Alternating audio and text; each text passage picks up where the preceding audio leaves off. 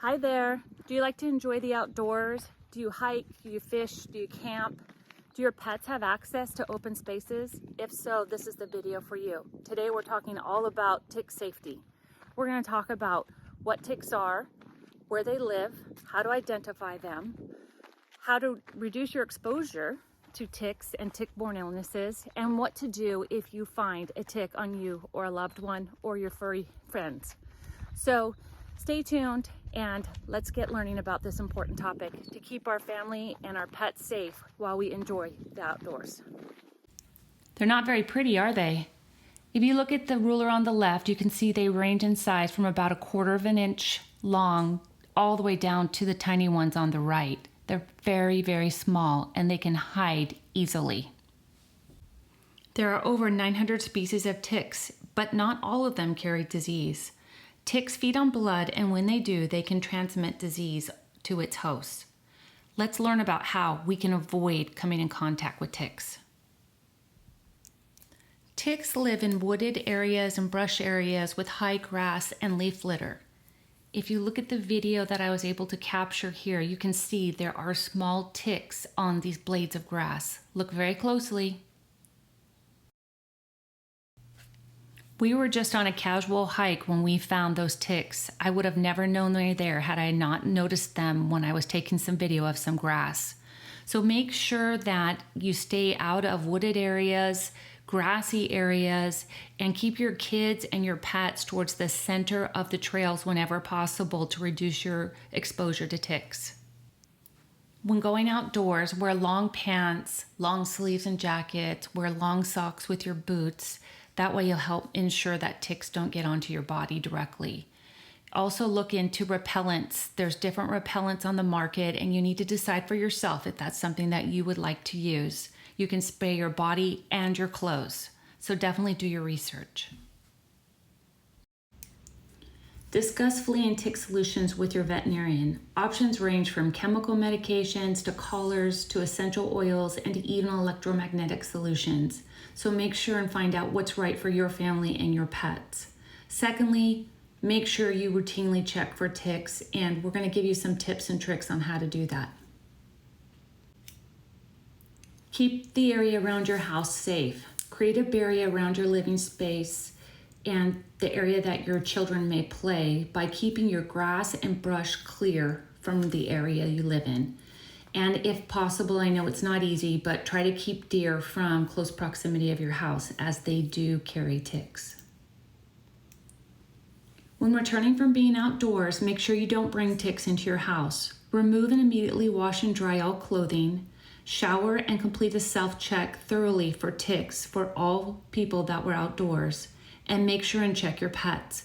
We like to take our pets and put them in the backyard until we've checked them. So that way they don't leave any ticks in their bedding, because we've seen that happen before. Complete a self-check for ticks whenever you get home from being outdoors. You need to look in and around your ears, in and around the hairline, under your arms, around your neck, inside your belly button, around your waist, between your legs, the back of your knees, and I would also check your ankles. When checking your pets, thoroughly check under the fur all over the dog's body and use a comb to try to see if you can lift any ticks from the surface, and it helps move the hair around. You know, as you can see, we have a dark-haired dog and that makes it very difficult to find ticks, but using a comb and using your fingers and going all around the dog, under their arms, their legs, ears, face, stomach, tail, feet, everywhere. Look at them, just feel for them, comb and visually inspect them to make sure that you find any ticks that could be on them. If you find a tick, it should be removed immediately.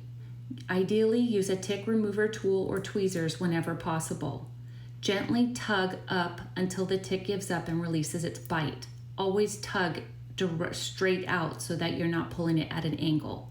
Do not pull so hard that you separate the tick's body from its head. Never use a match, petroleum jelly, or gasoline to remove a tick. Decide if you want to save the tick or dispose of it.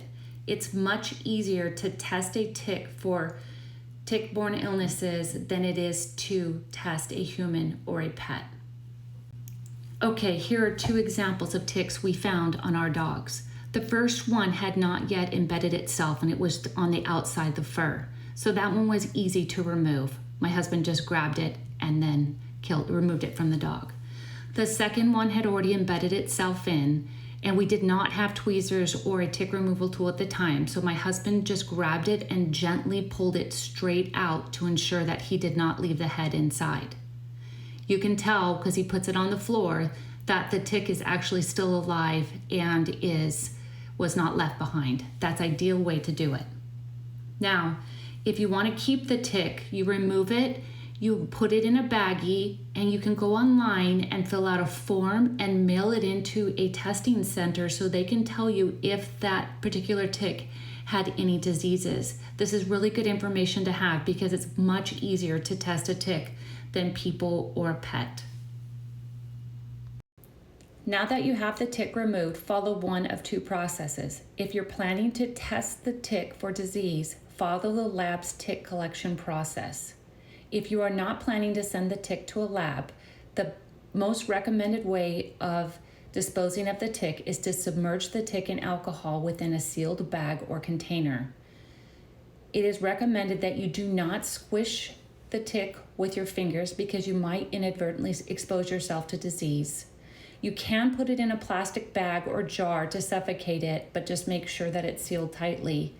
And it's not recommended to flush a tick because it won't drown.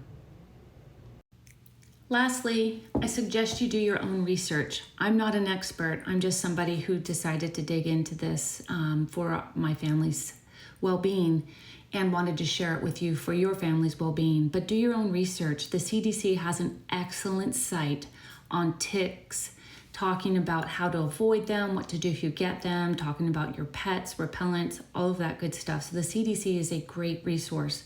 They also have information by geography, so you can look up what state or what country, the type of ticks they generally have, and you can also learn about the diseases. There's other sites that'll talk about tick-borne diseases and what to look for, what the symptoms are, etc. And it's really good to do your own research and also be an advocate. So I hope that you share this information with your friends and family as you start to go out and do more things outdoors. Hi, I hope you found that helpful and that you feel a little bit more educated on the topic of tick safety and that you know where to go to find more information. I'll include links to all of the content that we talked about today and where you can do further research. So let's keep you, your family, and your furry friends safe while we enjoy the outdoors. Bye.